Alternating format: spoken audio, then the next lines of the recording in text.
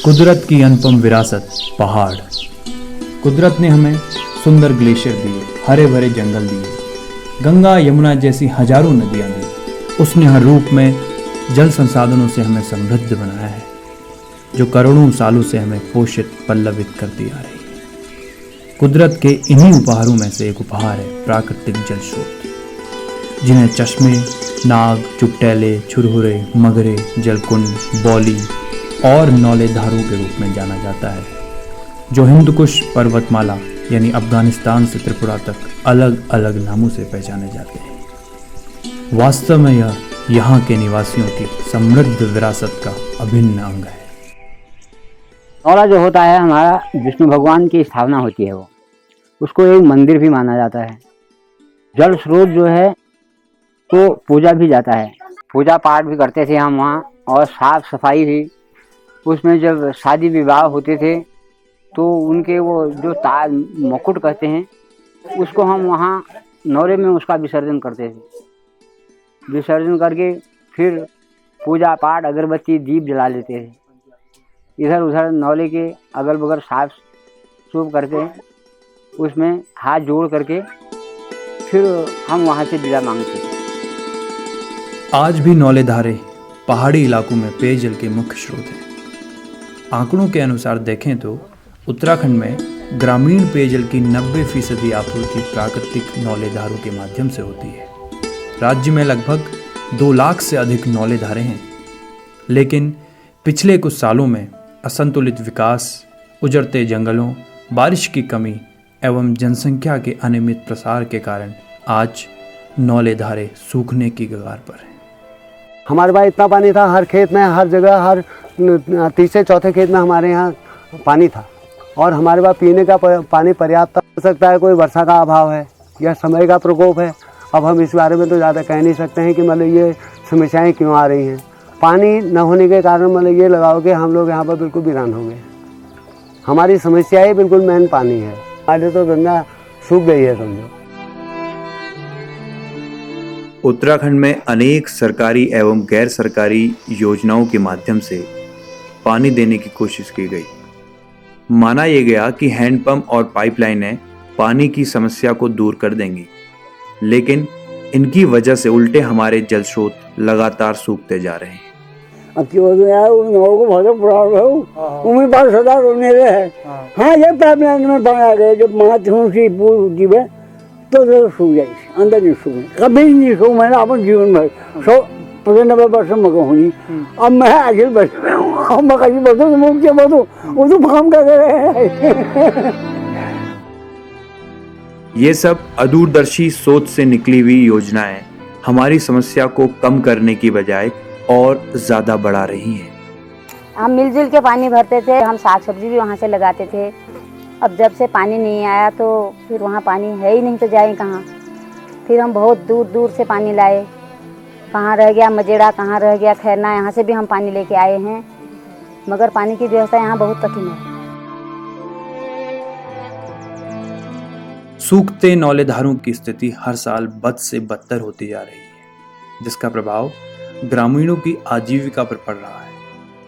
पानी की कमी से उत्तराखंड के खेत बंजर हो गए हैं और गांव वीरान हो गए हैं। उनकी गंगा मानो सूखती सी जा रही है। 20 साल पहले मतलब ये लगाइए कि हम यहाँ बड़े आराम में थे, जबकि हमारे पास गेहूँ, धान, मड़ुआ और मक्का और दालें सब हम अपने खेत से कमा के खाते थे और हम बाज़ार से नहीं लाते थे। लेकिन आज हमारे पास 20 साल में वो कंडीशन है कि हमारे पास मतलब ये जैसे हम ये अपने बच्चों के शाम को जसक लग जाता है तो उसके लिए वो मांस पर रख के फेंकते हैं, तो हमारे पास वो मांस के दाने भी मतलब हमारे उड़द के दाने हमारे घर में नहीं हैं। मतलब ये कंडीशन हमारे गांव के आ गई है। पेयजल की लगातार बढ़ती समस्या को देखते हुए उत्तराखंड राज्य में नौले धारों को पुनर्जीवित करने के लिए सामुदायिक प्रयास किए गए, जिसमें चिराग संस्था द्वारा उत्तराखंड के नैनीताल, अल्मोड़ा, बागेश्वर और पिथौरागढ़ जिलों में 90 से ज़्यादा जल स्रोतों के संवर्धन पर काम किया जा रहा है। तो जहाँ तक पहाड़ों में स्प्रिंग की बात करते हैं तो पहाड़ों में जो है स्प्रिंग नौले धारों के रूप में निकलते हैं, मुख्यतः अगर बात करते हैं तो एक स्पेसिफिक जगह पर नौले और धारों का निर्माण होता है।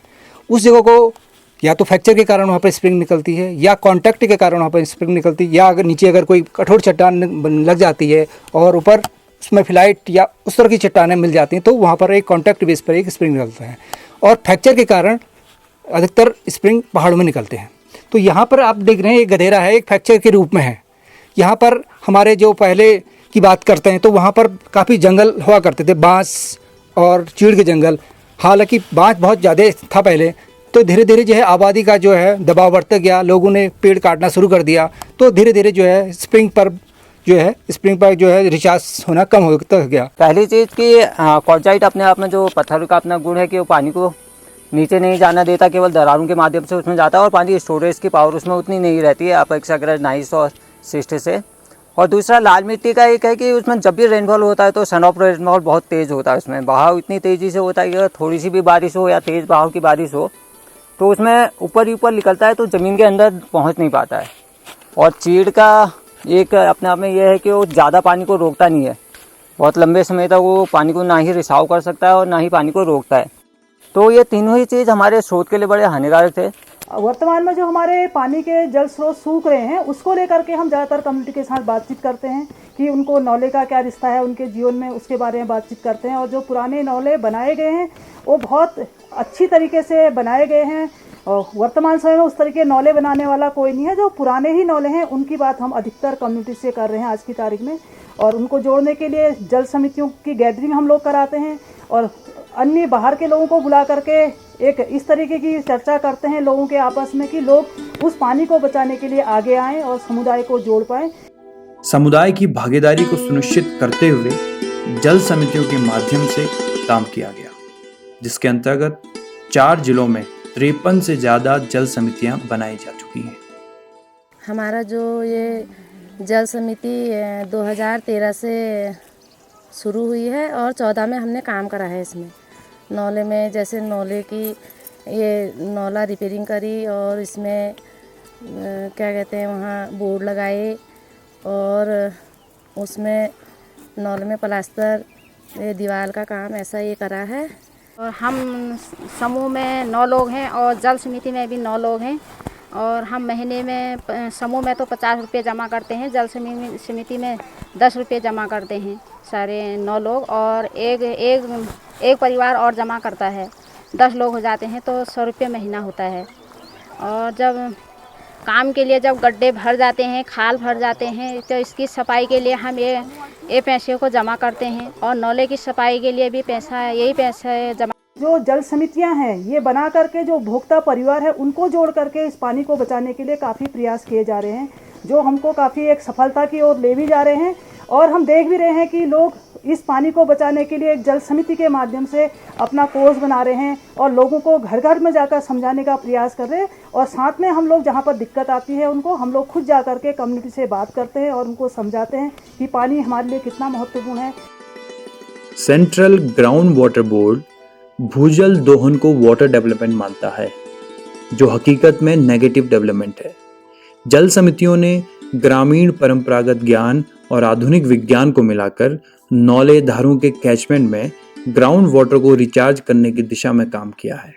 जो स्प्रिंग का रिचार्ज जो है 2 तरीके से कर सकते हैं। एक तो है वनस्पतिक उपचार, और वनस्पतिक उपचार में यह है कि हम चौड़ी वाली पत्ती लगाते हैं और जहाँ पर हमारे गधेरे या नौले हैं उनके आसपास जो है ऐसे प्रजातियाँ लगाते हैं जो जल्दी स्प्राउट कर जाते हैं, जैसे खीना है, मजीना है, खरसियों है, तो इस तरह की प्रजातियाँ लगाते हैं। साथ साथ में चौड़ी पत्ती वाले जैसे बांज हो गया है, कोराल हो गया, कनौल हो गया, इस तरह की प्रजातियों का चयन हम अपने कैचमेंट में करते हैं। और दूसरा इंजीनियरिंग मेथड में ये करते हैं कि हम वहाँ पर जो भी जैसे कंटूर ट्रेंच बनाने तो कंटूर ट्रेंच का इस्तेमाल करते हैं और खाल बनाते हैं। और भूमिगत चेक डैम का भी स्प्रिंग रिचार्ज में बहुत महत्वपूर्ण है, जो कि अंडरग्राउंड जो वाटर है जो बेस फ्लो भर के बाहर चले जाता है तो उसको रोकने के लिए हम भूमिगत चेक डैम यानी सब सरफेस चेक डैम बनाते हैं। और साथ साथ में जो है जो गलियाँ निकल जाती है उसको प्लग करने के लिए हम गली प्लग करते हैं। और दूसरे चेक डैम का काम यह है कि जो भी पानी बेस फ्लो हो जाता है उसको रोक करके ग्राउंड वाटर में थोड़ी देर कन्वर्ट करना है, ताकि हमारे जितने भी स्प्रिंग हैं, नौले हैं, धारे हैं, वो रिचार्ज का आराम से हो सके। तो हम लोग कुलगाड़ जो आपका पनेरा जो नौला है उसके कैचमेंट एरिया में है। कैचमेंट एरिया में जो पेड़ हैं वो अधिकांश चीड़ के पेड़ हैं और उसके अलावा जो जंगली पेड़ हैं काफल है, मेहल है और बेड़ू है, तो इस टाइप का मिश्रित बन है यहाँ पूरा। यहाँ के कैचमेंट एरिया में उत्तरी पूर्वी ढलाने पत्थरों का इसमें 2 प्रकार के पत्थर हैं, क्वार्टजाइट है, फ्लाइट है। क्वार्टजाइट जो है केवल पानी को रोक के रखता है और फ्लाइट जो है अपने परतों में पानी को सोख लेता है और धीरे धीरे पानी को छोड़ता है। तो यहाँ जो है सारा ढलान जो है पत्थरों का उस हमारे नौले की साइड को है। जो है फ्लाइट जो है एक फ्रैक्चर है इनमें, इन फ्रैक्चर के द्वारा जो है पानी धीरे धीरे जमीन के अंदर जाता है और जो हमारे नौले तक पहुँचता है। इस रिचार्ज एरिया में हमने जो कैचमेंट एरिया है उसमें पर्कुलेशन पिट, खाल, कंटूर टेरिस और प्लांटेशन किया हुआ है। और साल में 2 साल पहले हमने इसमें डायरेक्ट सीड सोइंग की है, सीधे बीज बाई जिसको हम बोलते हैं, तो वो भी की है। तो काफ़ी गाँव का सहयोग इसमें मिल रहा है। और साल में अगर तुलना करेंगे कि जहाँ आग लगी है और इसमें देखेंगे थोड़ा अपने आप ही हमको अंतर देखने को मिलेगा। रिचार्ज एरिया में किए गए प्रयासों से सूखते नौले धारों को नया जीवन मिला है। ये नौला जो है कपलाड़ का नौला, ये भी एक स्थिति जो 2008-9 में आई कि ये भी सूखने के कगार पर आ चुका था और वर्तमान लगभग सूख चुका था। पहले जो है नौले में 4 LPM पानी था, अब जो है 14 LPM पानी है। हमने कम्युनिटी के साथ मिल करके इस काम को किया है, तो इसमें इन लोगों को काफ़ी फायदा हुआ है। कम्युनिटी में थोड़ा सा जागरूकता आई और हमारे साथ जुड़ने लगी। पानी के मुद्दे को लेके उनको लगा कि चिराग के साथ मिलके थोड़ा सा काम किया जाए तो शायद पानी को लेके हम अच्छा काम कर सकते हैं। तो इसी को लिखते हुए अभी हम लोग करीब 96 स्प्रिंग में हम लोग कंप्लीट काम कर चुके हैं और 20 में अभी और कर रहे हैं। तो अगर देखें तो जो पानी बढ़ने का है वो करीब 20 स्प्रिंग के आसपास जिसमें हम इम्पैक्ट दिखा पाए हैं। लेकिन जो अवेयरनेस की बात करें वो करीब 50% से ऊपर लोगों को इसकी जानकारी है कि स्प्रिंग के ऊपर अगर हम काम करें या प्रोटेक्शन करें या कुछ इसका मैनेजमेंट करें तो सक्सेस ला सकते हैं। संस्थाओं और समुदायों ने उत्तराखंड में नौले धारों को पुनर्जीवित करके कुछ आदर्श मॉडल बनाए हैं, जिसे शुरुआत के तौर पर ही देखा जाना चाहिए। जहां एक ओर विभिन्न प्रयासों से 100 नौलों को जिंदा किया जा रहा है, वहीं दूसरी ओर नासमझी और अनदेखी से 500 नौले सूख जाते हैं। जो गांव स्तर पे जो संगठन है, ग्राम स्तरीय पंचायतें हैं, ग्राम स्तरीय जो जल समितियां हैं, प्लस सरकार के जो अधिकारी है, मिलकर एक योजना तैयार करें और उसको राज्य स्तर पे कहीं ना कहीं एक बड़े प्रोग्राम के रूप में चलाने की आवश्यकता है। एक उदाहरण के रूप में हम सिक्किम सरकार को ले सकते हैं और सिक्किम सरकार के अनुभवों को उत्तराखंड सरकार के सामने रख के एक उदाहरण पेश किया जा सकता है कि वहां पर अगर इस तरह के कार्यक्रम हुए हैं, रिजर्व फॉरेस्ट में काम हुआ है, क्योंकि ज्यादातर जलग्रहण क्षेत्र रिजर्व फॉरेस्ट में है, तो उसमें विभिन्न विभागों को जोड़ते हुए किस तरह से काम किया जा सकता है, उसके सरकार स्तर पर एक नीति बना के कहीं ना कहीं एक पूरी परियोजना चलाने की एक आवश्यकता अभी वर्तमान में लग रही है। सूखते नौले धारों की वजह से बहुत भारी मात्रा में पलायन है, पूरे उत्तराखंड में बहुत तेजी से पलायन है। जरूरत यह है कि ये नौले धारें जिंदा हों, लेकिन जिस तरह की नीतियां बनी हुई हैं, जो जल नीति बनी हुई है प्रदेशों की, उन जल नीतियों में नौले धारों को उतनी स्थान नहीं है जितना स्थान मिलना चाहिए था। ज़्यादातर उनकी कोशिशें नल संस्कृति को बढ़ावा देने की हैं, लेकिन जो नौले धारें गांव में मौजूद हैं उनसे पानी न देने की कोशिश लगातार जारी है। उन पर काम बहुत कम हो पा रहा है, उनसे पानी लोगों को नहीं मिल पा रहा है, वो सूखते जा रहे हैं। ऐसे में ज़रूरत यह है कि राज्य और समाज दोनों मिलकर कोशिश करें और नौलों धारों को जिंदा करने की तैयारी करें।